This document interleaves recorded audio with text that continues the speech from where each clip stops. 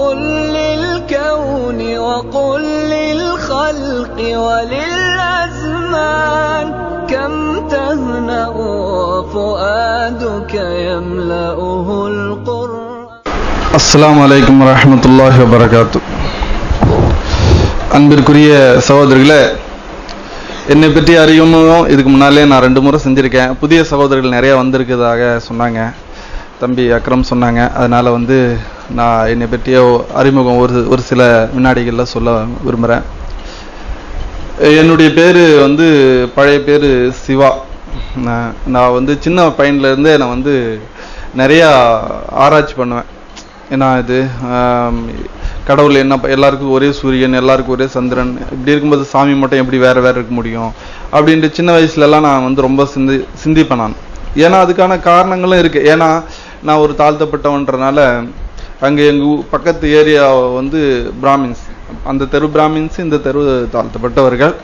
அந்த உள்ள கோயிலுக்கு என்னை போகிறதுக்கு அனுமதிக்க மாட்டாங்க. நான் சொல்லுவேன், அங்கே உள்ள சாமி இந்த சாமி ஒன்று தானே அப்படின்னெல்லாம் பேசும்போது, அதிகம் பேசாதரா அப்படின்னு என்னை எங்கள் அம்மா மட்டம் தட்டிடுவாங்க. ஸோ அந்த மாதிரி இருக்கும்போது கிறிஸ்தவத்துலேயும் பார்க்குறேன், அங்கேயும் விஐபிகளுக்கு முன்னால் சேர தனியாக இருக்கும். கன்வெர்ட் ஆனால் கூட பின்னால் தான் அவங்களுக்கு உட்கார வைப்பாங்க, முன்னாலலாம் உட்கார வைக்க மாட்டாங்க. இப்படியெல்லாம் இருக்குது, பார்த்துட்ருக்கேன் நான். எனக்கு ஒரு 14-15 வருஷம் வயசாகும்போது, 15 வயசு அப்போது முஸ்லீம்களோட பழகிறேன். இப்போ முஸ்லீம்களோட பழகும்போது அவங்க அந்யோன்யமாக பழகிறாங்க நம்மக்கிட்ட. அவங்க வீட்டுக்கு டேனிங் டேபிள் உட்கார வச்சு என்ன சாப்பாடு கொடுக்குறாங்க. ஏன்னா நான் குடிச்ச கிளாஸில் அவங்க தண்ணி குடிக்கிறாங்க. இதெல்லாம் பார்க்கும்போது என்னடா, நம்ம சாமியை கும்பிடக்கூடியவர்கள், நம்ம இந்துன்னு சொல்லக்கூடிய அவங்க பார்த்தா நம்மளை ஓரமாக ஒதுக்கிறாங்க. நமக்கும் இவங்களுக்கு சம்பந்தமே இல்லை. ஆனால் இவங்க இந்த அளவுக்கு நம்மக்கிட்ட அந்யோன்யமாக பழகிறாங்களே அப்படின்ட்டு இஸ்லாமியர்கள் பற்றி ஒரு நல்ல ஒரு அபிப்பிராயம் வந்துச்சு. அப்போ நான் இஸ்லாத்தை பற்றி கேட்க ஆரம்பிக்கிறேன். அப்போ என் மனசில் என்னென்ன தோன்றுச்சோ எல்லாம் அங்கே அப்படியே சொல்கிறாங்க. எல்லாருக்கும் ஒரே சூரியன், எல்லாருக்கும் ஒரே சந்திரன், எல்லாருக்கும் ஒரே காற்று, எல்லாருக்கும் எல்லாம் பொதுவாக இருக்கும்போது சாமி மட்டும் எப்படி வேறு வேறு இருக்க முடியும் அப்படின்னலாம் என் மனசுலாம் தோணுது இல்லையா. அது அப்படியே முஸ்லீம்கள் சொல்கிறாங்க, நமக்கு இல்லைங்க, நமக்கு எல்லாம் ஒரு சாமி தாங்க, எல்லாம் ஒரு சாமி தான், எல்லாருக்கும் ஒரு தெய்வம் தான், இலாவுக்கும் இலாஹு வாஹித், உங்களுடைய இறைவன் எங்களுடைய இறைவன் எல்லாம் ஒன்று தான் அப்படின்ட்டு இவங்க சொல்கிறாங்க. அங்கே இல்லாத மேல்மிச்சமாக இங்கே என்ன சொல்கிறாங்கன்னு சொன்னால், இதெல்லாம் நான் இங்கே எதுக்கு பழகிறோம்னு சொன்னால், இந்த வாழ்க்கைக்கு பிறகு ஒரு வாழ்க்கை இருக்குது, அதுதான் நமக்கு நிரந்தரமான வாழ்க்கை, சொர்க்கம் அல்லது நரகம் அப்படின்ட்டு. அப்போ தான் எனக்கு சொர்க்கத்தை பற்றி எக்ஸ்பிளைன் பண்ணுறாங்க, நரகத்தை பற்றியும் சொல்கிறாங்க. அப்போது நம்முடைய இவ்வளோ நாள் சாமி கும்பிடும்போது நம்ம சொர்க்க நரகத்தை பற்றியே நம்ம பேசலையே, அங்கே இதுவரையிலே அதை பற்றிய கற்பனையே சொல்லலையே. ஆனால் நான் சொர்க்க நரகத்தில் என்னன்னா, சொர்க்கத்தில் சாமிகள் சண்டை போடுற விஷயத்தை தான் நான் சினிமாலாம் பார்த்துருக்கேன். சொர்க்கத்திலேயே சண்டை போடுவாங்க சாமிங்கெல்லாம். சக்தி இல்லையே சிவன் இல்லை, சிவன் இல்லையே சக்தி, என்ன கல்வியா செல்வமா வீரமா அன்னையா தந்தையா தெய்வமா அப்படின்னு சரஸ்வதி சபதம் என்ன படம் பார்த்துருக்கீங்களா? அதில் சாமிக்கு ஒரே சண்டை போடும், ரகலையாக இருக்கும். என்னடா சொர்க்கத்தில் அவங்க சாமிகள் சண்டை போடுறதானே பார்த்துருக்கோம், ஆனால் இவங்க சொர்க்கம்னா நாமெல்லாம் கூட போகலாம் அப்படின்ற மாதிரி இவங்க எல்லாம் சொல்கிறாங்க அப்படின்ட்டு. எப்போ அந்த நேரத்தில் அதை பற்றி சொல்கிறாங்களா அப்படின்னு ஆர்வமாக கேட்பேன் நான். அப்படி கேட்கும்போது இப்போது நான் முஸ்லீம் எங்களுடைய சாமியை கும்பிடக்கூடிய அவங்களுடைய இதுலெல்லாம் போகிறேன், திருப்பதிக்கெல்லாம் போயிருக்கேன். ஏன்னா மூலஸ்தானக்கிட்ட நெருங்கலை. ஏன் எங்கள் தெருவுகளில் இருக்கக்கூடிய கோயிலுக்கு மூலஸ்தானக்கிட்ட கூட கை வைக்க விட மாட்டாங்க. அப்படிலாம் இருக்கும்போது இவங்க என்னடா இவங்க வித்தியாசமாக இருக்கிறாங்க, வெளியிலேருந்து உள்ளே போனால் எல்லாமே ஒன்றா இருந்து தொழுகிறாங்களே, முன்னால் முன்னால் நிற்கிறாங்க, பின்னால் பின்னால் இருக்காங்க, இங்கே வெளியில் தான் எஜமானன்றான், உள்ளே பார்த்தா ஒன்றுமே இல்லை, எல்லாம் ஒன்றா இருக்காங்களே. இது அப்படியெல்லாம் நான் 3 வருஷம் எடுத்துக்கிறேன். மேலும் நான் ஒரு 14 வயசுலேருந்து 18 வருஷம் வரலையும் 3-4 வருஷம் நான் இந்த முஸ்லீம்களை பற்றியே நிறைய திங்க் பண்ணுறேன். அவங்ககிட்ட நோண்டி கேட்டுகிட்டே இருப்பேன், கேள்வி மேலே கேள்வி கேட்டுகிட்டே இருப்பேன். அப்படி கேட்டுட்டு இருக்கும்போது கடைசியாக ஒரு முடிவுக்கு வரேன், இது உண்மையான மார்க்கம், இனி நம்ம இதை ஏற்காமல் இருக்கக்கூடாது அப்படின்ட்டு நான் இஸ்லாத்துக்கு வரேன். அப்போ எங்கள் இஸ்லாத்துக்கு வர்றதுக்கு போகிறோன்னு சொன்னோன்னே எங்கள் வீட்டில் எல்லாருமே எதிர்க்கிறாங்க. என்னடா நீ துலக ஜாதிக்கு போறியா, ஆச்சா போச்சுன்னு எல்லாமே எதிர்க்கிறாங்க, திட்டுறாங்க. இருக்கும்போது இல்லை அதுதான் உண்மையான மார்க்கம், அதுதான் சத்தியம் தெரிஞ்சிருச்சு, நான் முஸ்லீம் போய் தான் தீருவேன் அப்படின்னோடனே, அப்படி இருந்தால் எனக்கு அனுமதி கொடுங்க. அப்போல்லாம் ரொம்ப ஸ்ட்ரிக்டாக இருந்துச்சு. ஏன்னா அப்போ வந்து எங்கள் ஊரில் ஒரு கலவரங்கள்லாம் நடந்துட்டு இருந்துச்சு. அப்போ அந்த நேரத்தில் ஒன்று நான் லெட்டர் சொன்ன உடனே உங்கள் வீட்டிலேருந்து ஒரு லெட்டர் வாங்கிட்டு வாங்க அப்படின்னாங்க. ஏன்னா எனக்கு 18 வயசுன்றதுனால லெட்டர் வாங்கிட்டு வாங்க அப்படின்னாங்க. லெட்டர் கொடுத்து தான் தீரணும், இல்லைன்னா நான் எங்கேயாச்சும் ஊரை விட்டு ஓடி போடுவேன் அப்படின்னா எங்கள் அம்மா வந்து பயந்து போய் சரி என் பிள்ளை எங்கே இருந்தாலும் நல்லா இருக்கட்டும் அப்படின்ட்டு எழுதி கொடுத்துட்டாங்க. அப்போ 18 வருஷம் வரலையும் வீட்டுக்கே போக மாட்டேன் நான். இப்போ இஸ்லாத்துக்கு வந்த பிறகு வீட்டுக்கு போய் பழகி என்னுடைய புக்ஸ் எல்லாம் வீட்டில் வைக்கும்போது இப்போ வந்து இப்போ இஸ்லாத்துக்கு வர்றதுக்கு முன்னால் வெளியே என்னை பார்த்து வந்து என்ன பண்ணுவான், எங்கே பார்த்தாலும் திட்டி ஊர் சுற்றுறான். ஒரு சினிமா முதல்ல வந்தால் அப்புறம் முன்னால் நான் தான் போய் டிக்கெட் வாங்கிடுவேன். ஏன்னா ஒரு படம் விட மாட்டேன் நான். அப்போல்லாம் ரஜினி படம் வந்தால் முன்னால் போயிடுவேன், எம்ஜிஆர் படம் வந்தால் ஓடி விடுவேன். இந்த மாதிரி என்ன எப்போ பார்த்தாலும் சினிமான்னு இருக்கானே அப்படின்னு ஏன்னா திட்டிகிட்டே இருப்பாங்க. ஏன்னா அந்த காலத்துலலாம் டிவி எல்லாம் இல்லை, சினிமா தான் இல்லையா. சினிமா கொட்டாய்க்கு போனால் தான் அதுக்கு அந்த டிக்கெட்டை வாங்குறதுக்கு அடித்து பிடிச்சி அப்பா மூச்சு வாங்கும். பெரிய பழைய வயசானவங்களுக்கெல்லாம் கேட்டால் தெரியும் அந்த இதெல்லாம். ஸோ அப்படியெல்லாம் இருக்கும்போது இஸ்லாத்துக்கு வந்த பிறகு சினிமா பார்க்குறது விட்டுட்டேன். ஏன்னா இந்த மாதிரி அந்த ஒழுக்க மாண்புகளோடு வாழும்போது எல்லாரும் எங்கள் வீட்டில் எல்லாரும் ஆச்சரியம், சிவாவா இந்த மாதிரி இருக்கிறான் அப்படின்ட்டு எல்லாருக்கும் ஆச்சரியம். ஸோ இந்த மாதிரி இஸ்லாத்துக்கு வந்து இன்னும் நிறைய விஷயங்கள் இருக்கு. சுருக்கமான சில விஷயங்களை மட்டும் உங்களுக்கு நான் சொன்னேன். நான் இப்போ இஸ்லாத்துக்கு வந்து நான் வந்து என்ன பண்ணேன்னு சொன்னால் என்னுடைய ஒழுக்கத்தை பார்த்து எல்லா மக்களும் நம்ம வந்து என்கிட்ட நல்லா அந்யோன்யமாக பழகிறாங்க. இப்போ கூட எங்கள் ஊருக்கு போனால் குழந்தையெல்லாம் கூட்டின்னு வந்துடுவாங்க, ஓதி ஊதுங்க அப்படின்வாங்க. நான் குழந்தைங்கெல்லாம் கூட்டின்னு வந்துடுவாங்க ஓதி ஊதுங்க. ஏன்னா எங்கள் அம்மா வந்து ஒரு முறை ரொம்ப சீரியஸ் ஆகிட்டு இருந்தாங்க. அப்போது வந்து உங்கள் அம்மா வந்து பார்த்துட்டு போடா அப்படின்னாங்க. அப்போ வந்து நான் வந்து இஸ்லாத்துக்கு வந்து குரானை மனப்பாடம் பண்ணிட்டேன். அப்போ வந்து இஸ்லாத்துக்கு வந்து குரானை பற்றியே படிக்கிறது தான் எனக்கு 24 hours வேலையே. நான் வேலை செஞ்சுட்டு மற்ற நேரங்கள் படிச்சுட்டே இருப்பேன். நான் படிச்சுட்டு நல்லா மனப்பாடம் பண்ணியிருந்தேன். அப்போ எங்கள் அம்மா சீரியஸாக இருந்தாங்க, போய் பார்க்கறதுக்கு போனேன். சரின்ட்டு அவங்களுக்கு ஓதி ஊதினேன். நிறையா குரானில் உள்ள வசனங்கள்லாம் நிறையா ஓதி ஊதிட்டு அவங்களுக்கு வந்துட்டேன் நான். சரி போயிட்டு வரேன் அப்படின்னு வந்துட்டேன் நான். மறுநாள் பார்த்தா அந்த நோயே இல்லாத மாதிரி மாறிட்டாங்க. அப்போ அதிலிருந்து அவங்களுக்கு வந்து என் மேலே ஒரு நல்ல ஒரு நம்பிக்கை. ஏன்னா குரானில் அல்லாஹ் அதான் சொல்கிறான், ஒன்று நஸ்ஸிலு மினல் குர்ஆனி மா வ ஷிஃபாஉன். என்ன இந்த குரானை வந்து மனிதர்களுக்கு நிவாரணமாக ஆக்கியிருக்கோம். மனுஷனுடைய உள்ளத்தில் சாத்தான்களுடைய அந்த இது இருக்கு இல்லையா, அதுக்கு வந்து நான் நிவாரணம் ஆக்கியிருக்கிறேன். லிமாஃபி சுதூர், மனிதருடைய உள்ளத்திலுடைய நோய்களுக்கு நிவாரணம் ஆக்கியிருக்கேன் அப்படின்ற அல்லாஹ் குரானில். அப்போது ஓதி ஊதுவதன் மூலமாக அவர்கிட்ட காத்து கருப்பு இருந்தால் கூட போயிடும் என்ற அந்த நம்பிக்கை நான் இஸ்லாமும் சொல்லி காண்பிக்கின்றது. நபிகள் நாயகம் ஸல்லல்லாஹு அலைஹி வஸல்லம் சொல்கிறாங்க, நீங்கள் ஏதாச்சும் பயந்தீங்கன்னு சொன்னால் இதெல்லாம் படித்து ஊதிக்கிங்க அப்படின்லாம் சொல்லி காமிச்சிருக்காங்க. அப்போ அந்த அடிப்படையில் என்னென்ன சொன்னாங்களோ அதெல்லாம் ஊதுனா அந்த நோயே இல்லாத மாதிரி ஆகிட்டாங்க. பனையிலிருந்து நான் வீட்டுக்கு போனாவே பக்கத்தில் எல்லாம் குழந்தைங்கெல்லாம் தூக்கிட்டு வந்துடுவாங்க, ஓதி ஊது அப்படின்னு, படித்து ஊதுப்பா என் பிள்ளை அப்படின்னு. இப்போ அந்த மாதிரி நல்ல எங்களுடைய இதில் எல்லாம் பழகிருக்காங்க. இப்போ நான் வீட்டை விட்டு வெளியே வந்துட்டா கூட எங்கள் வீட்டில் வந்து எங்கள் ரிலேஷன்ஸ் தான் வந்து இருக்காங்க. என்ன பயப்படுறாங்கன்னு சொன்னால், முஸ்லீம் ஆகிட்டோம், இதோ வேற ஒரு ஜாதிக்கு போயிட்டோம், இதோ தீவிரவாதி ஆகிட்டான், அப்படி ஆகிட்டான் இப்படி ஆகிட்டான்னு ஒரு மாயை தான் ஏற்படுத்துகிறாங்க. அப்படியெல்லாம் இல்லை. இப்போ இந்தியாவில் பார்த்தோம்னு சொன்னால் 20 கோடி மக்கள் முஸ்லீம்ஸ் இருக்காங்கன்னா எல்லாமே அங்கிருந்து இங்கே வந்தவங்க தான், முஸ்லீம் தான். அந்த தலிதா இருக்கிறாங்க, இவங்க எல்லாமே ஒரு காலத்தில் இஸ்லாத்துக்கு வந்தவங்க தான். இவங்க தலிதா இருக்கலாம், எஸ்சியா இருக்கலாம், எஸ்டியா இருக்கலாம், பிசியா இருக்கலாம், அல்லது ஓசியா இருக்கலாம். ஏதோ ஒரு ஜாதியிலிருந்து ஒரு காலத்தில் இந்த மாதிரி தெரிஞ்சு புரிஞ்சு இஸ்லாத்துக்கு வந்திருக்கிறாங்க. என்ன இப்போ நான் இஸ்லாத்துக்கு வந்த பிறகு நான் என்ன ஜாதின்னு யாரும் கேட்கறதில்ல. நான் பயான் பண்ணுறேன்னா இங்கே வந்தால் தான் வந்து இங்கே தான் முதல்ல என் பேர் அறிமுகப்படுத்தினாங்க, பழைய பேர். நான் இஸ்லாத்துக்கு வந்து என்ன ஆஃபீஸு ஆலிமு எல்லாம் ஆயிட்டு மக்கா மதீனாலாம் போய் ஹஜ்ஜி உமரா எல்லாம் கூட பண்ணிட்டு வந்துட்டேன் 2 முறை. அது வெளியே என்ன யாருன்னே தெரில. என்ன எல்லாரும் வந்து நான் இஸ்லாத்துக்கு வந்தவனெல்லாம் யாருமே சொல்ல மாட்டாங்க.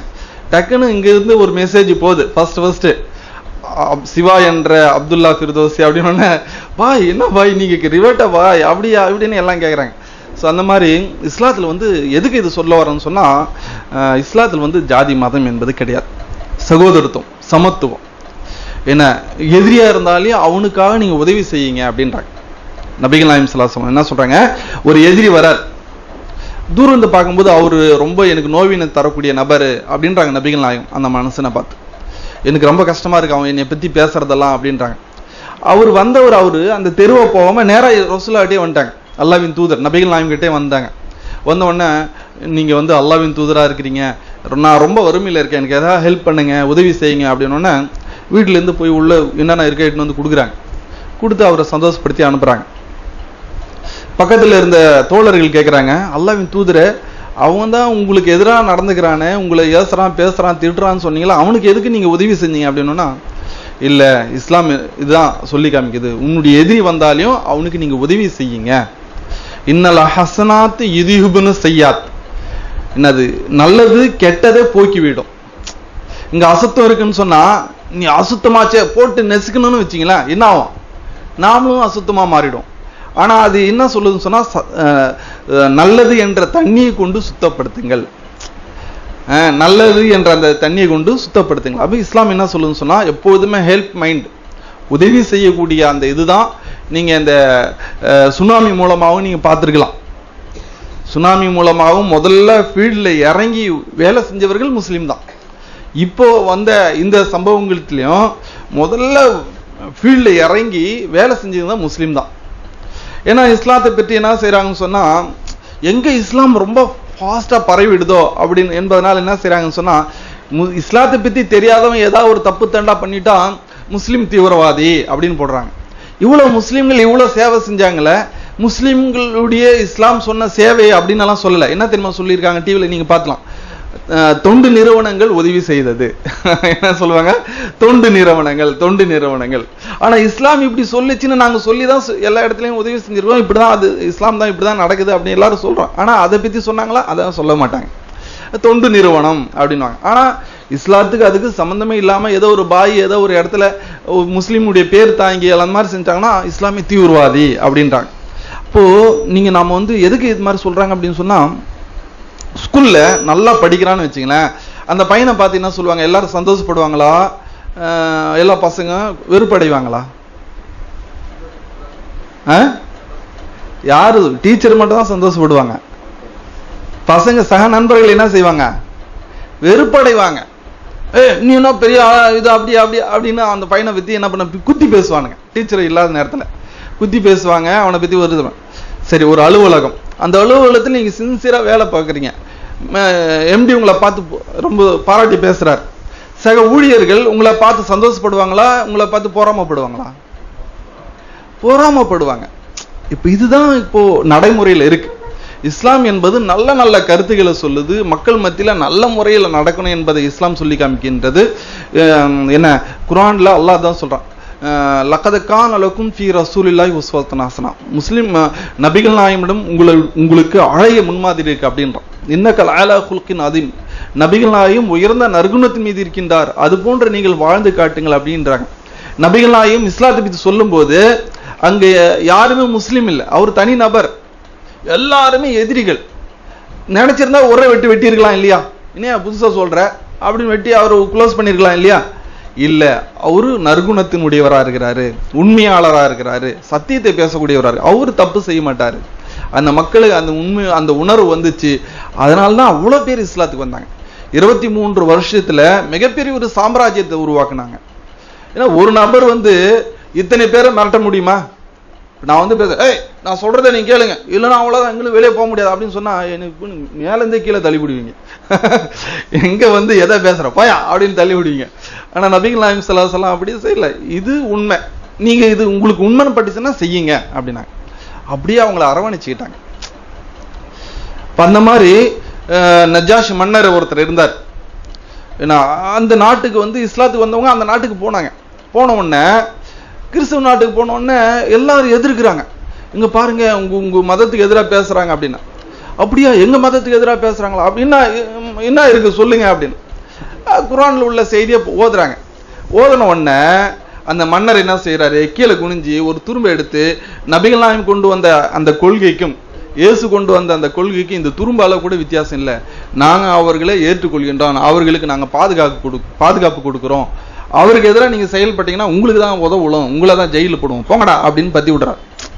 ஸோ அந்த பாருங்க, நல்லா தெரிந்த புரிந்தவர்கள் இஸ்லாத்தை எடுத்துக்கிட்டாங்க, கூட்டமா இஸ்லாத்துக்கு வந்தாங்க. ஆகவேதான் 23 வருஷத்துல மிகப்பெரிய ஒரு சாம்ராஜ்யத்தை உருவாக்குனாங்க. அவங்க சொன்னது அப்படியே நடந்தது, அவங்க சொல்றது அப்படியே பழிச்சிச்சு அவங்களுக்கு மத்தியில. ஆகவே இஸ்லாத்தை பத்தி தப்பும் தவறுமா புரிஞ்சுக்கிட்டு இது செய்யறாங்க. சரி, இதுதான் நான் இஸ்லாத்துக்கு வந்ததுக்கு ஒரு உந்துதல் ஆயிருந்துச்சு. இதெல்லாம் பார்த்தேன், படிச்சு இஸ்லாம் ஒரு நல்ல மார்க்கம் அப்படின்ட்டு இஸ்லாத்துக்கு வந்தேன். இப்ப பாருங்க, நான் முஸ்லீம் ஆயிட்டேன்ல, இஸ்லாம் வந்து தீவிரவாதத்தோட இஸ்லாத்தை பரப்பணும் அப்படின்னு சொன்னா எங்க வீட்டில் உள்ள எல்லாரையும் நான் முஸ்லீம் ஆகிருக்கணும் இல்லையா? நான் யாரையும் இஸ்லாத்துல கொண்டு வரல, ஆனா சொல்லிக்கிட்டு தான் இருக்கிறேன். என்னுடைய அக்கா பொண்ணு மட்டும் தான் இஸ்லாத்துக்கு வந்திருக்கு, அது படிச்சிருக்கு, +2 வரையிலும் படிச்சிருக்கு, அது மட்டும் தான் இஸ்லாத்துக்கு வந்தது. மற்றவங்களுக்கு தான் சொல்லிட்டு தான் இருக்கிறேன், ஆனா இஸ்லாம் நல்ல மார்க்கம் தான் புரிஞ்சுக்கிட்டு இருக்காங்க, ஆனா இஸ்லாத்துக்கு வரல அவங்க. நம்ம இஸ்லாம் என்ன சொல்லுதுன்னு சொன்னா, குர்ஆன்ல அல்லாஹ் சொல்றான், இன்னமா அந்த முந்திர், நபியே நீங்கள் அவர்களுக்கு அச்சமுட்டி எச்சரிக்கை செய்யறது தான் உங்களுடைய வேலை. அவங்க ஐபரத்தன் லிஉலில் அல்பாப், அறிவுடையவர்களா இருப்பார்கள் என்று சொன்னால் படிப்பினை பெற்று இஸ்லாத்தை ஏற்றுக்கொள்வார்கள். அப்படி இஸ்லாம் வந்து இந்த மாதிரி ஒழுக்கட்டாயமா இஸ்லாத்தை பரப்பணும், வாளால் தான் பரப்பணும் அப்படின்னு சொல்லி சொன்னா, இந்த இந்தியாவை முஸ்லிம்கள் 800 வருடம் ஆட்சி நடத்தியிருக்காங்க. எத்தனை வருஷம்? 800 வருஷம். வரலாற்று இல்லைன்னு சொல்ல முடியுமா நீங்க? 800 வருடம் இந்தியாவை ஆட்சி நடத்தியிருக்காங்க.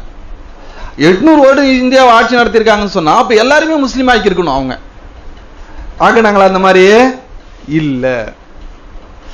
இஸ்லாம் வந்து யாரையும் வழிகட்டாயமா இஸ்லாத்துல கொண்டு வா அப்படின்னு இஸ்லாம் சொல்லல.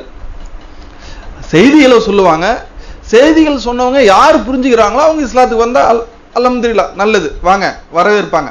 வரலையா அவங்களாம் வெறுக்கவும் மாட்டாங்க, நீ என்னுடைய சகோதரர் தான் அப்படின்ட்டு அவங்க கிட்ட அந்யோன்யமா பழகுவாங்க.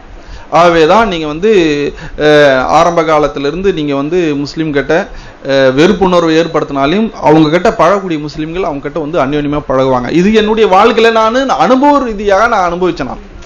ஆகவேதான் இதுதான் என்னுடைய இஸ்லாத்துக்கு வர்றதுக்கான ஒரு உந்துதலா இருந்துச்சு. முதல் வந்து ஓரிரு கொள்கை, ரெண்டாவது வந்து சமத்துவம், இன்னொன்னு மூன்றாவது என்னன்னு சொன்னா முஸ்லிம்கள் நம்மிடம் பழகக்கூடிய அந்த அந்யோன்யமான அன்பு. அந்த இந்த 3 விஷயம் ரொம்ப பிடிச்சிச்சு. இதுக்கு தான் நான் இஸ்லாத்துக்கு வந்தேன். இப்போ ஒரு விஷயம் நான் வந்து சொல்ல வேண்டிய விஷயத்த வந்து நான் ஒரு 5-10 நிமிஷம் நான் சொல்லி முடிக்கிறேன். இப்போ ஏன் இந்த மாதிரி சோதனைகள்லாம் வருது, கடவுள் ஏன் இந்த மாதிரி சோதனை எல்லாம் கொடுக்குறாரு அப்படின்னு சொன்னா, இந்த சோதனைகள் வந்து கடவுள் குர்ஆன்ல சொல்றார், அவலா யரவுனா அன்னம் இஃப்தனூன ஃபீ குல்லி ஆமி மர்ரத்தன் மர்ரத்தைன், ஒவ்வொரு வருஷமும் ஒரு முறை அல்லது இருமுறை மனிதர்களை சோதிக்கிறாராம். இந்த இடத்துல மட்டும் இல்ல, எல்லா இடத்துலயும். நாம் இதுவரையிலும் பேப்பர்ல நியூஸ்ல படிச்சிருப்போம், வடநாட்டுல அங்க என்னது போன வருஷம் மழை பெஞ்சிச்சு, அங்க மழை பெஞ்சிச்சு, உத்தரகண்டால மழை பெஞ்சு இந்த மாதிரி ஆச்சு, ஏன்னா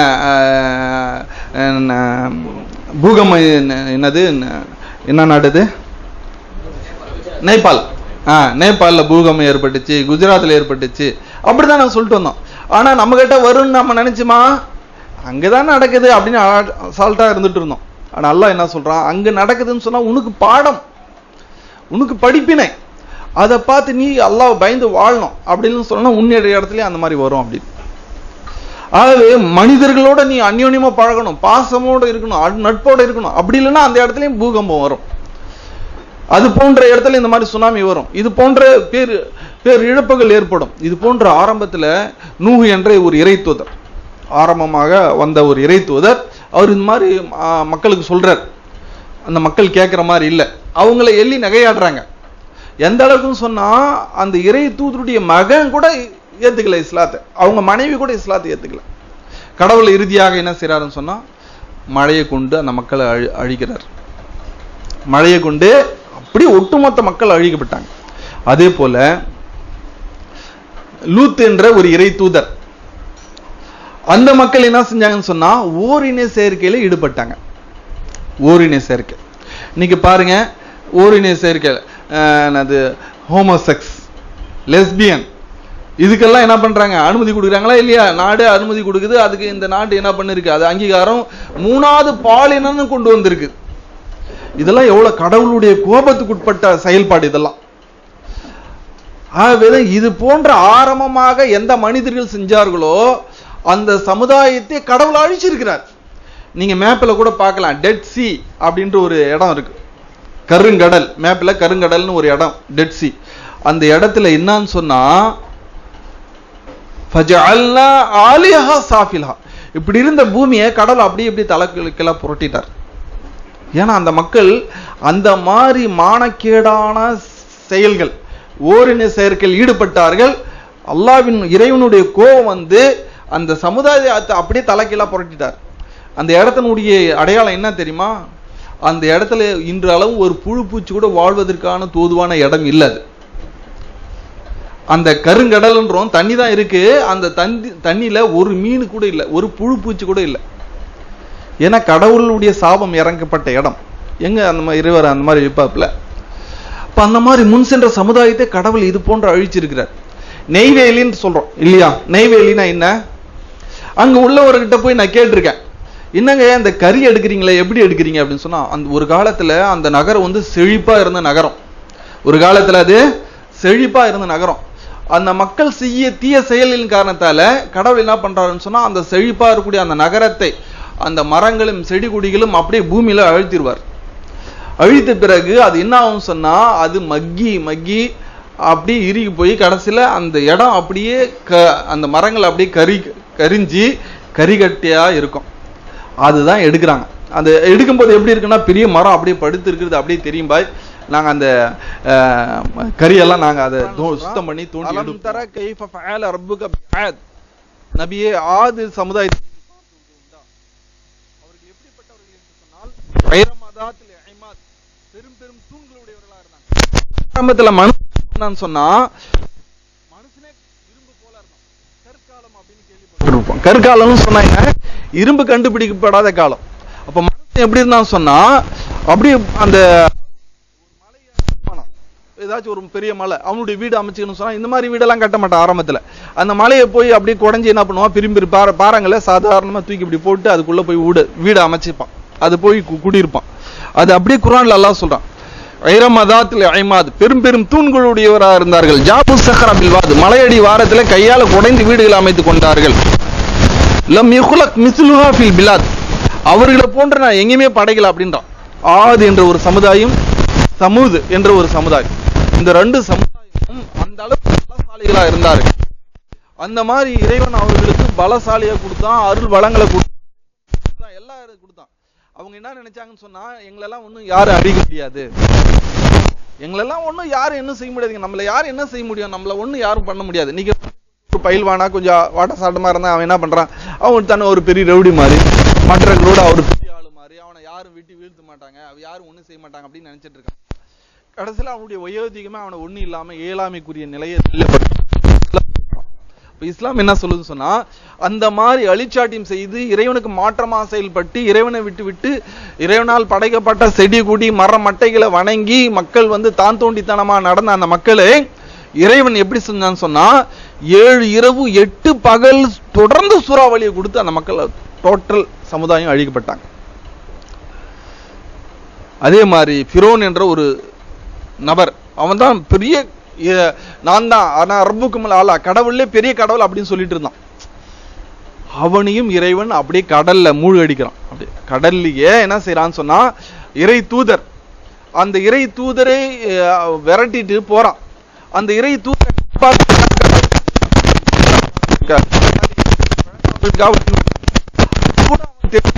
ஒரு இறை தூதரை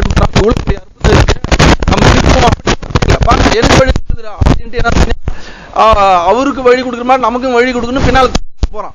அவர் அக்கறையை அடைஞ்ச பிறகு இவன் என்ன பண்றான், கடல்ல மாட்டிக்கிறான். கடல் அப்படியே மூழ்கி அடிக்கப்பட்டு அதுலயே மரணம் அடைகிறான். அப்போ கடவுள் சொல்ற அந்த நேரத்தில் சொல்றான், நான் முஸ்லீம் ஆகிறேன் அப்படின்னு.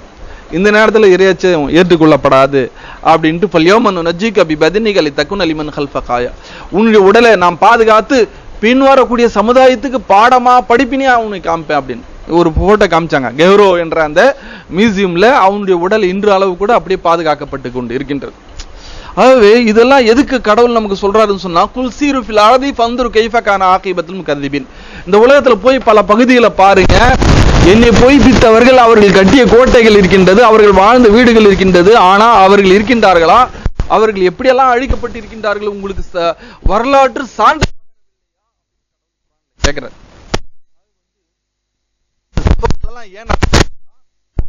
நமக்கு திருந்ததுக்கான வாய்ப்புகளை கொடுக்கிறார். அதுதான் நான் ஆரம்பமா உங்களுக்கு சொன்னேன். அவலா யரவுன அன்னம் தனூன ஒவ்வொரு இடமும் ஒரு முறையோ இருமுறையோ பல பகுதியிலே கடவுள் உங்களுக்கு கொடுக்கிறார். எதற்கு அப்படின்னு சொன்னா, எத்துப்பூன நீங்கள் திருந்த வேண்டும், தோபா பாவம் மன்னிப்பு கேட்க வேண்டும் என்பதற்கான அவகாசம் தான். கடவுள் வந்து நாம இந்த காலகட்டத்தில் பிறந்திருக்கிறோம், அதுக்காக கடவுளுக்கு நம்ம நன்றி செலுத்தணும். ஏன் அப்படின்னு சொன்னா, இந்த உலகத்துல வந்து கடவுள் வந்து லட்சத்துக்கு மேற்பட்ட இறை தூதர்கள் அனுப்பிடுறாங்க. கடவுள் என்பவர் ஒருத்தர் தான், அவர் எங்க இருக்கிறாரு? மேல இருக்கிறார். எல்லாரும் அதான் சொல்றாங்க, இந்து முஸ்லீம் கிறிஸ்டியன். அவங்களுக்கு கஷ்டம்னு வரும்போது என்ன சொல்றாங்க? மேல ஒருத்தர் இருக்காம்பா, பாத்துக்கலாம் போ அப்படின்றாங்க. அப்படித்தானே சொல்றாங்க? வேற ஏதாவது சொல்றாங்களா? மேல ஒருத்தர் இருக்காம்பா, கடவுளே நீ பாத்துக்க, இவன் இந்த மாதிரி பண்றான், கடவுளே நீ பாத்துக்க அப்படின்றாங்க. மேல ஒருத்தன் தானே சொல்ல. அப்ப ஏதாவது உருவம் முன்னால வருதா? இல்லையா? அதுதான் இஸ்லாம் சொல்லுது, இறைவன் ஒருத்தன் தான்பா மேல இருக்கிறான் அப்படின்னு. ஆகவே அதுதான் கடவுள் நம்ம கிட்ட வாக்குமூலம் கேட்டு இந்த உலகத்துக்கு அனுப்பியிருக்கிறார். அலஸ்து ரப்பிக்கும், நான் உங்களுடைய இறைவன் இல்லையா அப்படின்னு சொல்லும்போது, ஆமா காலு பல, ஆமா நீ தான் எங்களுடைய இறைவன் அப்படின்ட்டு எல்லா மக்களிடமும் வாக்குமூலம் வாங்கிட்டு தான் கடவுள் இந்த உலகத்துக்கு அனுப்பியிருக்கிறார். இப்போ இந்த உலகத்துக்கு வந்த பிறகு மனுஷன் வந்து அவங்க அப்பா அம்மா எப்படி சைத்தான் வழிகெடுத்திருக்கானோ அந்த மாதிரி அவங்க வாழ்ந்துட்டு இருக்காங்க. சரி, இப்போ அந்த மறந்து வாழ்றாங்க இல்லையா, அவர்களுக்கு ஞாபகம் படுத்துறதுக்காக கடவுள் நேரடியாக வரமாட்டார். நம்ம யாரை பார்த்து பழகிறோம்? நம்மள போல மனுஷாட்களை பழகிறோம் இல்லையா? அந்த மனிதர்களே உத்தமர் தன் தூதரா நியமிச்சு அவர் மூலமா அனுப்பார். அப்படி இந்த உலகத்துல லட்சத்திற்கும் மேற்பட்ட இறை தூதர்கள் வந்திருக்காங்க. ஏற்றுக்கொள்ளவில்லைன்னு சொன்னா சில வருடங்கள் அவகாசம் கொடுப்பான். அப்படி அவங்க ஏத்துக்கல அப்படின்னு சொன்னா அந்த தூதர் கண்ணு முன்னாலே அந்த மக்கள் அழிக்கப்படுவாங்க. அதே போல இதுதான் இதுக்கு முன்னால சொன்ன சம்பவங்கள். நூஹ் அலைஹிஸ்ஸலாம் இறை தூதர், நூஹ் என்ற இறை தூதர், அவர் கண்ணு முன்னாலே அந்த மக்கள், ஒட்டுமொத்த மக்கள் அழிக்கப்பட்டாங்க. ஷுஐப் என்ற இறை தூதர், அவருடைய கண்ணு முன்னாலே அந்த மக்கள் எல்லாம் நிலநடுக்கத்தால் அழிக்கப்பட்டாங்க. லூத் என்ற இறை தூதர், அவருடைய கண்ணுக்கு முன்னாலேயே அந்த மக்கள் தலைக்கீழா அப்படியே தலைக்கீழா ஃபஜஅல்னா ஆலிஹா சாஃபிலா அப்படியே தலைக்கீழா புரட்டிட்டார் கடவுள். என்ன அதே போன்று மூசா என்ற இறை தூதர், அவர் கண்ணுக்கு முன்னாலேயே அந்த இஸ்லாத்தை மறுக்கக்கூடிய அந்த மக்கள் எல்லாருமே கடல்ல மூழ்கடிக்கப்பட்டு சாகடிக்கப்பட்டார்கள். ஆனால் இறுதியா வந்தார் இல்லையா நபிகள் நாயகம், இறுதியா அனுப்பப்பட்ட இறை தூதர், அவங்க கடவுள்கிட்ட ஒரு கோரிக்கை வச்சாங்க. என்ன கோரிக்கை வச்சுன்னு சொன்னா, தாயிஃப் என்ற நகரத்துக்கு போறாங்க, போய் அந்த மக்களுக்கு போதனை செய்றாங்க. ஆனா அந்த மக்கள் ஏத்துக்கல. மாறாக என்ன செய்றாங்கன்னு சொன்னா, அவங்கள அடித்து சிறுவர் கையில கல்லை கொடுத்து ஓட ஓட விரட்டுறாங்க. கல் எடுத்து அடிங்கடா அப்படின்னு. அப்போ உடம்பெல்லாம் ரத்த காயம். அவங்க நடக்கிறாங்க, அந்த நடக்கும்போது அந்த காலடி சுவடுல வந்து ரத்தங்கள் தான் அந்த சுவடுகளாக தெரிகின்றது. காலடி தடம் இருக்க மணலால், அந்த மண்ணால இல்ல, அந்த காலடி தடங்கள் எல்லாம் தண்ணி இருக்கக்கூடிய இடத்துல நடந்து போனா எப்படி தெரியும்? தண்ணீர் அடியும். ஆனா அந்த இடங்கள் ஃபுல்லா ரத்தமா இருக்கு. அவங்க போய் ஒரு மலையடி வாரத்துல இருந்துகிட்டு, அது மலை பிரதேசம், அதுக்கப்புறம் மலை கீழே வந்து இறங்கி உட்காந்துக்கிட்டு கடவுள்கிட்ட பிரார்த்தனை செய்றாங்க. கடவுளே இறைவா, என்னுடைய பாவங்களை மன்னி. ஏன் இந்த மக்கள் புரிஞ்சிக்க மாட்டேன்றாங்க, அல்லது நான் சொல்லக்கூடிய சொல்லில் ஏதாச்சும் குறைபாடு இருக்கா அப்படின்னு கடவுள்கிட்ட முறையிடும் போது கடவுள் உடனே வானவர்களை அனுப்புறான். இந்த மலையே பாதுகாக்கக்கூடிய 2 வானவர்கள், நீங்க கட்டளையிடுங்க, இவங்க அப்படியே இதுக்கு மத்தியில நசிக்கிடுவாங்க அப்படி. அதுக்கு நபிகள் நாயகம் கடவுள்கிட்ட ஒரு கோரிக்கை வைக்கிறார். கடவுளை, இதை நான் விரும்பல, இதை நானே விரும்பல. இந்த மக்கள் புரியாம இருக்கிறாங்க, ஆனா இவங்க பிள்ளைகளாச்சும் புரிவாங்க. இவங்க பிள்ளைகள் புரியலையா, இவருடைய சந்ததிகளாச்சும் விளங்கிக்குப்பாங்க. ஆகவே இந்த சமுதாயத்தை நீ அழிச்சிடாது. எப்படி முன் சென்ற சமுதாயத்தை, ஒட்டுமொத்த சமுதாயம் இஸ்லாத்தை ஏற்றுக்கொள்ளவில்லை, உன்னை வணங்கவில்லை என்ற ஒரே காரணத்தால அந்த மக்கள் அழிக்கப்பட வேண்டும் என்று அந்த இறை தூதர்கள் விரும்பி அது அழிக்கப்பட்டார்களோ, அது போன்ற நிகழ்வு என்னுடைய சமுதாயத்துக்கு வேண்டாம். இவர்கள் இல்லை என்று சொன்னாலும் இவருடைய பிள்ளைகள் வருவார்கள், இவர்கள் பிள்ளைகள் இல்லை என்று சொன்னாலும் இவருடைய சந்ததிகள் விளங்கிக் கொள்வார்கள். ஆகவே இவருடைய சந்ததிகள் யாராச்சும் ஒருத்தராச்சும் விளங்கி இஸ்லாத்துக்கு வருவாங்க. கடவுளே, அந்த மாதிரி ஒரு நிலைக்கு இந்த சமுதாயத்தை நீ ஆக்கிடாத, அந்த மாதிரி சோதனை ஒட்டுமொத்த மக்களை நீ அழிச்சிடாத அப்படின்னு கடவுள்கிட்ட கோரிக்கை வச்சாருங்க. ஆகவேதான் இப்போ வந்து அது போன்ற ஒட்டுமொத்த சமுதாயத்துக்கான அழிவுகள் ஏற்படல. இந்த உலகம் உருவாக்கப்பட்டு பல மில்லியன் காலம் ஆயிடுச்சான். இப்போ பல மில்லியன் சொன்னா மக்கள் எவ்வளவு இருந்திருக்கணும்? எக்கச்சக்கமா இருந்திருக்கணும் இல்லையா? இல்லையே. ஏன் அப்படின்னு சொன்னா, அன்னைக்கு அந்தந்த காலத்துல இறை தூதர் வருவாங்க, கொஞ்சம் பேர் தான் இஸ்லாத்தை ஏத்துப்பாங்க, அந்த இறை தூதரை ஏத்துப்பாங்க, மிச்சவங்களெல்லாம் அழிக்கப்படுவாங்க. அப்ப அந்த கொஞ்சம் பெருசாவாங்க. பெருகி வந்த பிறகு அந்த தூதர் மரணிச்சிருவாங்க. மரணிச்ச பிறகு இவங்க வெளியேற்றி போயிடுவாங்க. அவங்களை திருத்தத்துக்கு இன்னொருத்தர் வருவாரு, அவங்க பேச்சுக்கள்னா அங்க இருக்கக்கூடிய எல்லாம் கழிச்சிடுவாங்க. இந்த மாதிரி ஆகி மக்கள் வந்து பெருகத்துக்கான ஒரு வாய்ப்பே இல்லாம போயிடுச்சு. இறுதியாக வந்த இறை தூதர் வந்து அந்த மாதிரி கோரிக்கை வைக்கல. அப்போதுல இருந்துதான் மக்கள் வந்து பல்கி பெருகி பல நாடுகள்ல இந்த மாதிரி மக்கள் வாழ்ந்துட்டு இருக்காங்க. கோடிக்கணக்கான மக்கள் வாழ்ந்துட்டு இருக்காங்க. என்ன, சுதந்திர இந்தியாவில் வந்து வெறும் 30 கோடி பேர் தான் இருந்தாங்க. இப்போ எத்தனை கோடி இருக்காங்க? 120 கோடி மக்கள் இருக்கிறாங்க இல்லையா? அப்போ அந்த மாதிரி பல நாடுகளில் நபிகள் நாயகம் செய்த பிரார்த்தனையின் காரணத்தால ஒட்டுமொத்த சமுதாயத்தை அவன் இறைவனை வணங்கினானோ இல்லையோ இந்த உலகத்துல அவனை அழிவு கொடுக்காத. இயற்கையான மரணம் அடைஞ்சா ஓகே, பிரச்சனை இல்லை. ஆனா அவன் இல்லைனாலே அவனுடைய சந்ததிகளாச்சும் இஸ்லாத்தை திருந்துவாங்க என்று நபிகள் நாயகம் ஸல்லல்லாஹு அலைஹி வஸல்லம் இறைவன்கிட்ட பிரார்த்தனை செய்வாங்க. ஒரு முன்னறிவு செய்யறாங்க. கண்டிப்பாக மக்கள் நாளுக்கு நாள் இஸ்லாத்தை ஏத்துக்கிட்டு தான் இருப்பாங்க, குறைய மாட்டாங்க அப்படின்றாங்க. அதுக்கு ஆதாரம் என்ன தெரியுமா? கின்னஸ் ரெக்கார்டு தெரியுமா? கின்னஸ் ரெக்கார்டு தெரியாதவங்க யார் இருக்காங்க? கைத்துங்க. கின்னஸ் ரெக்கார்டுல இடம் பெற வேண்டும் என்று பெரிய பெரிய சாதனையெல்லாம் செய்வாங்க. டிவியில் கூட சொல்லுவாங்க இல்லையா? கின்னஸ் ரெக்கார்டுன்னு தெரியுமா இல்லையா? கின்னஸ் ரெக்கார்டு நான் பார்ப்பா இவன் பெரிய சாதனை படிச்சுட்டான், இந்த வருஷம் கின்னஸ் ரெக்கார்டில் இடம் பெறுவோம் அப்படின்னு சொல்றாங்களே இல்லையா? அந்த மாதிரி கின்னஸ் ரெக்கார்டில் இடம் பெற்ற பெரிய ஒரு சாதனை இருந்தால் தான் அந்த கின்னஸ் ரெக்கார்டில் வரும். வருஷத்துக்கு ஒரு முறை வரக்கூடிய கின்னஸ் ரெக்கார்டு, கின்னஸ் புக். அது அந்த வருஷம் 2005 வேர்ல்டு கின்னஸ் ரெக்கார்டில் 97வது பக்கத்தில் போடுறான், உலகத்திலேயே அதிவேகமாக பரவி கொண்டிருக்கூடிய மார்க்கம் இஸ்லாம் மார்க்கம். போதுமா உங்களுக்கு? இப்போ நபிகள் நாயகம் செய்த முன்னறிவிப்பு, இந்த இவர்கள் இல்லை என்று சொன்னாலும் இவருடைய பிள்ளைகள் இவருடைய சந்ததிகள் ஒரு நாள் இஸ்லாத்தை ஏற்றுக்கொள்வார்கள் என்ற முன்னறிவிப்பு செய்கிறாங்க நபிகள் நாயகம். இன்னைக்கு பார்த்தீங்கன்னா கூட்டம் கூட்டமாக இஸ்லாத்தை நோக்கி வந்துட்டு இருக்காங்க. ஒரு காலத்தில் பிரான்ஸ்ல முஸ்லீமே இல்லை, இன்னைக்கு பார்த்தீங்கன்னா எங்க பார்த்தாலும் முஸ்லீமா இருக்கிறாங்க. ஏன்னா ஒரு காலத்தில் அமெரிக்காவில் முஸ்லீம்களே இல்லை, இன்னைக்கு பார்த்தீங்கன்னா எங்க பார்த்தாலும் முஸ்லீம்களா இருக்கிறாங்க.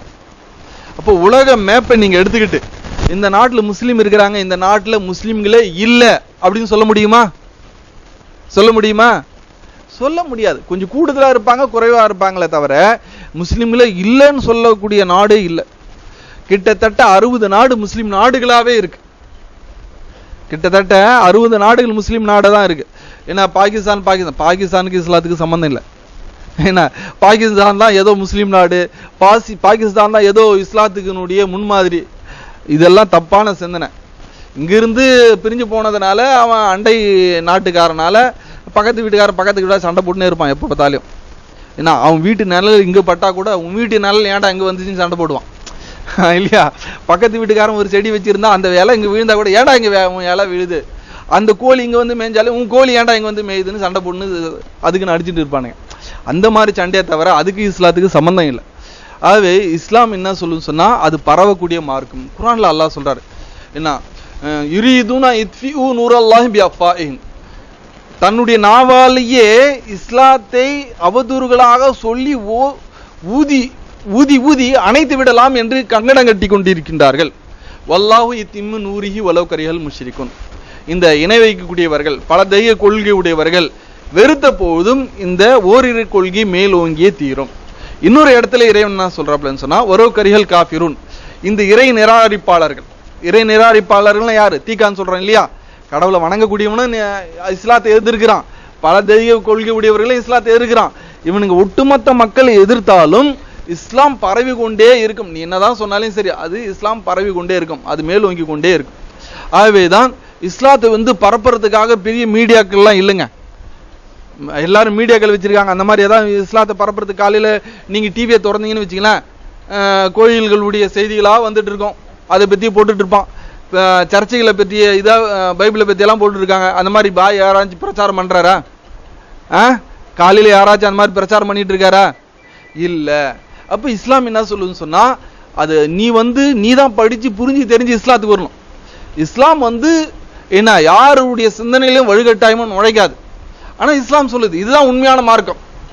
சிரம் என்பது சிறந்தது, அது படைத்தவனுக்கு முன்னால் மட்டும்தான் நீ சாய்க்கணும். படைத்தவனை தவிர வேற யாருக்கு முன்னாலையும் சாய்க்க கூடாது. யாருக்கு நீ வணக்கம் கூட போடக்கூடாதுன்னு இஸ்லாம் சொல்லுது. அதெல்லாம் உறுதியா இருக்குது இஸ்லாம். இதை பாக்குறாங்க, ஏங்க பாய் இவ்வளவு ஸ்ட்ராங்கா இருக்கிறாரு, மற்ற ஜாதிகாரன் நம்மளை கும்பிடுறான், காலில் விழுறான், அது செய்யறான் இது செய்யறான், ஆனா பாய்ங்க மட்டும் ஏன் காலில் விழ மாட்டேன்றாரு அப்படின்னு என்ன செய்யறாங்க? அது சிந்திக்கிறாங்க. கூட்டம் கூட்டமா இஸ்லாத்துக்கு வர்றாங்க. இதுதான்பா உண்மையா இருக்க முடியும். ஒரு மாடு இன்னொரு மாடை கும்பிடுதா? ஒரு யானை இன்னொரு யானை கும்பிடுதா? ஒரு பாம்பு இன்னொரு பாம்பை கும்பிடுதா? ஆனா 6 அறிவு படைத்த மனிதன் தன்னை போல மனுஷனை கும்பிடுறான், உயிரினங்களை கும்பிடுறான், தாவர பொருட்களை கும்பிடுறான், தாது பொருட்களை கும்பிடுறான். சிரம் என்பது சிறந்தது, அது படைத்தவனுக்கு முன்னால் மட்டும்தான் சாக்கிப்பட வேண்டுமே தவிர படைப்பினங்களுக்கு முன்னால் அல்ல. புரியுதுங்களா நான் சொல்றது? ஆகவேதான் இறைவன் சொல்றான், இலாஹுக்கும் இலாஹும் வாஹித், உங்களுடைய இறைவன் ஒரே இறைவன், அவனை மட்டுமே நீங்க வணங்க. அவனை மட்டுமே வணங்குவதன் மூலமா தான் இந்த வாழ்க்கைக்கு பிறகு ஒரு வாழ்க்கை இருக்கு.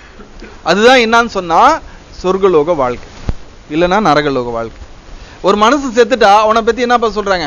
ஏற்கனவே என் பயானு கேட்டவங்க சொல்லாதீங்க, புதுசா வந்திருக்கீங்க. யாரெல்லாம் என்ன இதுக்கு முன்னால கேட்காதவங்க இருக்கீங்க கை தூக்குங்க. என்னுடைய பயானு கேட்காதவங்க யாரெல்லாம் இருக்கீங்க? வெரி குட், அதிகமான மக்கள் இருக்காங்க. ஓகே. ஒரு மனுஷன் செத்துட்டா அவனை பார்த்து என்ன சொல்றாங்க? ஏற்கனவே கலந்துக்கிட்டும் பேசக்கூடாது, என்ன புதுசா வந்தவங்க சொல்லுங்க சொல்லுங்க. வேற வேற வேற மேல போயிட்டான் என்ன சொல்றாங்க? இது என்ன? அவனுடைய டெட் பாடி.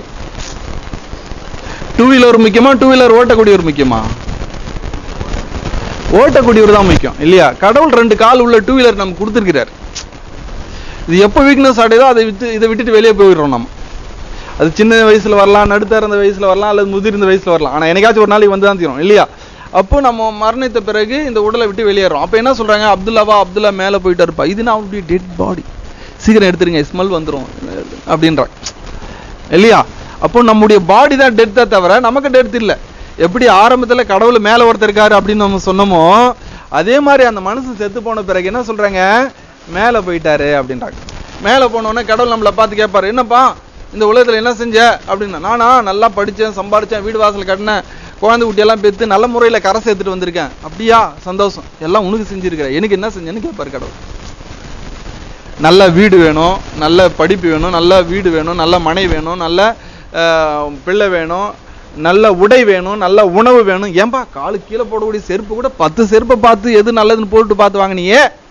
கடவுள் என்பது உயிரை விட மேலா மதிக்கக்கூடியது. எது உண்மை அன்னைக்கா சிந்திச்சா? கேட்பாரா? கேட்க மாட்டாரா? கேட்பாரா? கேட்க மாட்டான். கேட்பாரா? கேட்க மாட்டான். கடவுளே நான் சிந்திச்சேன், உன்னுடைய வேதமானது திருக்குறானை நான் படித்தேன், அதில் எனக்கு தெரிஞ்சிச்சு, சிந்திச்சேன், செயல்பட்டியா? செயல்பட்டேன். அப்பப்போ சொர்க்கலோகம். இப்போ கடவுள் இந்த ஆத்மாவை இந்த புஜத்துக்கு தான் சாவை தவிர நம்முடைய ஆத்மாவுக்கு நமக்கு சாவில்லை. அப்துல்லா என்ன சொல்றாரு? மேல போயிட்டாருன்னு சொல்றாங்க. அந்த சடலத்தை பார்த்து சொல்றாங்களா அப்துல்லான்னு? இல்ல, அப்துல்லா என்னப்பா? அப்துல்லா மேல போயிட்டாருப்பா அப்படின்னு. அவர் ஆத்மா சாந்தி பெற நம்ம பிரார்த்தனை செய்வோம் சொல்றாங்களா இல்லையா? டிவியில கூட கடவுள் அது மனசுல சேவ் பண்ணி வச்சிருக்கான். அது ஆட்டோமேட்டிக்கா சொல்றானே தவிர ஆனா மறந்துடுறான். அது செத்து போனவங்க இந்த உலகத்துக்கு வராங்க, பேய வராங்க, பிசாசு, அதெல்லாம் இல்ல, டுபாக்கூர் பேச்சு அதெல்லாம். ஏன்னா அதெல்லாம் நம்பாதீங்க நீங்க. ஏன்னா ஒரு நாளைக்கு ஆயிரக்கணக்கான பேர் சாவுறாங்க. செத்தவங்களெல்லாம் பேயா வருதுன்னு சொன்னா உலகத்துல பேயல் இருக்கணுமா அதிகமா, மனுஷங்களை அதிகமா இருக்கணுமா? செத்தவங்களெல்லாம் காக்காவை பிறகுறாங்கன்னு சொன்னா காக்கா அதிகமா இருக்கணுமா, மனுஷன் அதிகமா இருக்கணுமா? இருக்கக்கூடிய காக்காவுடைய தொல்லையை தாங்க முடியும் மாட்டேன். எங்க வெண்டியை நிக்க வச்சுட்டு போனா பேண்ட்டு போயிடும். எங்கேயாச்சும் நின்றுட்டு இருந்தா டக்குன்னு மேல பேண்டுட்டு, டே கா போய் பேண்ட் இருக்கேன் பாடுறா அப்படின்னு சொல்லுது. அப்ப அந்த மாதிரி அதெல்லாம் இதெல்லாம் சும்மா பேசிதெல்லாம். ஆனா உண்மை என்னன்னு சொன்னா, நாம இங்கிருந்து எங்க போறோம்? மேல போறோம், கடவுள்கிட்ட போறோம். போன பிறகு கடவுள் நம்ம கிட்ட கேள்வி கேட்பாரு. இந்த உலகத்துல இந்த ஆத்மாவை கொடுத்து நான் அனுப்புனேன்ப்பா, நீ கடவுளுக்கு பயந்து வாழ்ந்தியா? வாழ்ந்தேன். அப்படியா? போ சொர்க்கத்துக்கு. இந்த உடலை வேறு உடல் அமைச்சு சொர்க்கத்துக்கு விடுவார். ஏன்? அது நிரந்தரமா இருக்கக்கூடிய இடம். இல்லைன்னு சொன்னா அக்னிகுண்டம் என்று சொல்லப்படக்கூடிய இடம் நரகம். ஏன்பா நம்ம கொல்லி வைக்கணும்? கொல்லி எதுக்குப்பா வைக்கிறேன்னு யாராச்சும் கேட்டிருக்காங்களா? கேட்டதில்லை. நெருப்பை போட்டி பார்த்து வச்சு அங்கிருந்து ஆரம்பிக்கிறாங்க. அது இருக்கு சொர்க்கலோகம் இல்லைன்னா அக்னிகுண்டம். அந்த ஃபீச்சருக்காக நம்ம எவ்வளவு கவலைப்படணும். அதுதான் கடவுள் சொல்றாரு, இந்த உலகத்துல நீ 2 கடமை உனக்கு இருக்கு. ஒண்ணு கடவுளுக்கு பயந்து நடக்கூடிய ஒரு கடமை, இன்னொன்னு உன்னை போன்ற சக நண்பர்கள், சக மனிதர்கள், சக உயிரினங்களிடம் நீ அவர்களிடம் அந்யோன்யமா பழகி அவர்களிடம் அன்பு பாச பிரியத்தோட நீ நடக்கும்போது நீ வெற்றி அடைந்தவனாக சொர்க்கத்துக்கு போவ. இல்ல அப்படின்னு சொன்னா நீ இந்த உலகமும் உனக்கு நஷ்டம், அங்கேயும் உனக்கு நஷ்டம். அங்கேயும் என்ன பண்ண முடியாது, நரகத்துக்கு போவ. இந்த உலகத்திலயும் நல்ல பேர் இருக்காது, உனக்கு கெட்ட பேரை வரும். உங்க கூட எத்தனையோ பேர் இருந்திருப்பாங்க, இந்த கஷ்டம் வரும்போது எல்லாமே என்ன பண்ணி இருப்பாங்க, துண்டக்கான துணியக்கான போயிருப்பாங்க, உங்களுக்கு உதவி பண்ணி இருக்க மாட்டாங்க இல்லையா? அவங்கள நீங்க திட்டிருப்பீங்களா இல்லையா? அப்போ அங்க போனாலே அவங்களுக்கு இந்த உலகத்திலேயே அவங்களுக்கு திட்டு சாபம் கேடு. கடவுள்கிட்ட போனாலே அங்கேயும் கடவுள் சரியான உதவி கொடுப்பாரு, நரகத்துல போட்டு தள்ளுவார். ஆனா இங்க உங்களுக்கு உதவி செஞ்சவங்க இங்கே நீங்க உங்க வாயால புகழுவீங்க, அந்த புண்ணியம் இந்த உலகத்திலையும் கிடைக்கும், உங்களுடைய பிள்ளைகள் சந்ததியிலும் கிடைக்கும். அங்க போனா கடவுள்கிட்ட உயர்ந்த பாக்கியம் கிடைக்கும். அதான் கடவுள் சொல்றாரு, மன் அன்சாரி இலல்லாஹ், அல்லாஹ்வுக்கு உதவி செய்யக்கூடியவன் யார் அப்படின்னு குர்ஆன்ல கேட்கிறார். மனுஷனுக்கு உதவி செய்யறது கடவுளுக்கே உதவி செய்ய மாதிரிதான். கடவுள் மனசுல மறுமையில வந்து இங்க போறோம் இல்லையா, அப்போ நிறைய கேள்வி கேட்பாரு. அதுல ஒரு கேள்வி என்ன கேள்வின்னு சொன்னா, ஒரு மனுஷனை பார்த்து கேட்கலாம், டேய் நான் பசிச்சுனா வந்தேனாடா, எனக்கு ஒரு சோறு குடிக்கலையாடா நீ அப்படின்னா. மனுஷன் பார்த்து, கடவுளை உனக்கு போய் பசி எடுக்குதான், அது நீ சோறு கேட்டு நான் கொடுக்காம போயிட்டேனா அப்படின்னு ஆச்சரியத்தோட கேட்பானா. டேய் தாகித்தவனா தண்ணி கேட்டு வந்தனாடா, எனக்கு ஒரு மடங்கு தண்ணி, ஒரு கிளாஸ் தண்ணி கொடுக்கலையாடா. கடவுளை நீதான் எனக்கு தண்ணி உணவு எல்லாம் கொடுக்கக்கூடியவன், நீ போய் தண்ணி கேட்டு நான் கொடுக்காம போயிட்டேனா. மறுபடியும் கடவுள் கேட்பாரான், டேய் நான் துணி இல்லாதான் வரந்தனாடா, எனக்கு ஒரு துணி கேட்டனே கொடுத்தியாடா அப்படின்னு கேட்பான். இவனுக்கு ஒரே குழப்பமா இருக்கான், என்னடா கடவுள் இந்த மாதிரி எல்லாம் கேள்வி கேட்கிறாரு, நான் வந்து நீ துணி கேட்டு நான் கொடுக்காம போயிட்டேனா கடவுளை அப்படின்னு சொல்லுவான். அது கடவுள் சொல்வாராம், கொஞ்சம் நினைச்சு பாரு, அன்று ஒரு நாள் ஒரு இன்ன பிற மனிதர்கள் பசித்தவர்களா இருந்தாங்க, நீ அவர்களுக்கு உணவு கொடுத்தியா கடவுள் கேட்பார். அன்று ஒரு நாள் தண்ணீருக்காக தண்ணீர் தண்ணீர் தண்ணீர்னு ஏங்கிட்டு அபய குரலை கூட்டு அழைச்சிட்டு இருந்தாங்க, நீ தண்ணி கொடுத்தியா. ஆடை இல்லாதவர்களாக கேட்டுட்டு இருந்தாங்க, நீ ஆடை கொடுத்தியா. இதெல்லாம் நீ செஞ்சிருந்தா அந்த நேரத்துல நீ எனக்கே உதவி செய்தவனாக உன்னை நான் அங்கீகரித்திருப்பேன், எனக்கே நீ உதவி செய்தவனாக நான் உன்னை அங்கீகரித்திருப்பேன் என்று அல்லாஹ் அன்னைக்கு வந்து என்ன செய்வாப்ல கேள்வி, நிறைய கேள்வியில இது ஒரு கேள்வி. ஆக அன்பிற்குரிய சகோதரர்களே, இதுதான் நமக்கு இஸ்லாம் நமக்கு கற்றுத் தருகின்றது. இறைவனை தவிர வேற யாருக்கும் நீங்க தலை சாய்க்க கூடாது, ஒரு விஷயம். ரெண்டாவது விஷயம், உன்னோட இருக்கக்கூடியவர்களும் நீ அந்யோன்யமா பழகி நட்போட வாழணும். இந்த ரெண்டு விஷயத்தை நீ தவற விடும் போது நீங்க நினைச்சு கொள்ளுங்க, இறைவனுடைய சாபம், இறைவனுடைய தண்டனை கண்டிப்பாக உங்களுடைய பகுதியில வந்து விடும்.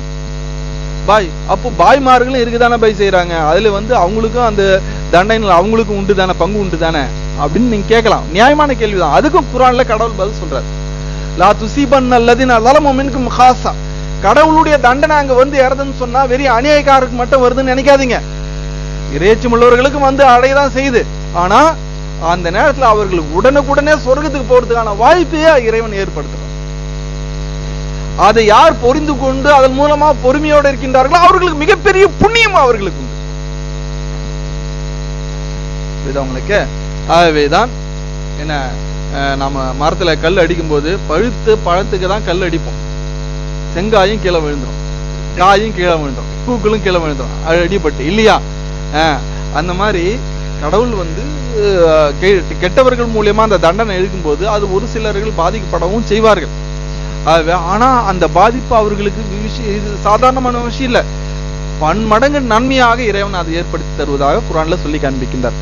ஆகவே நாம கடவுளை பயந்து என்ன, கடவுள் நமக்கு கொடுக்கக்கூடிய சோதனையிலிருந்து புரிந்து கொண்டு படைத்த இறைவன் வக்கல்லா ரப்புக அல்லா தஅபுது இல்லா இய்யாஹு வபில் வாலிதைனி இஹ்சானா, கடவுளை தவிர வேற யாருக்கு முன்னாலும் தலை சாய்க்க கூடாது, அது தாய் தந்தையா இருந்தாலும் சரி அவங்க காலில் கூட விழக்கூடாதுன்னு இஸ்லாம் சொல்லி காண்பிக்கின்றது.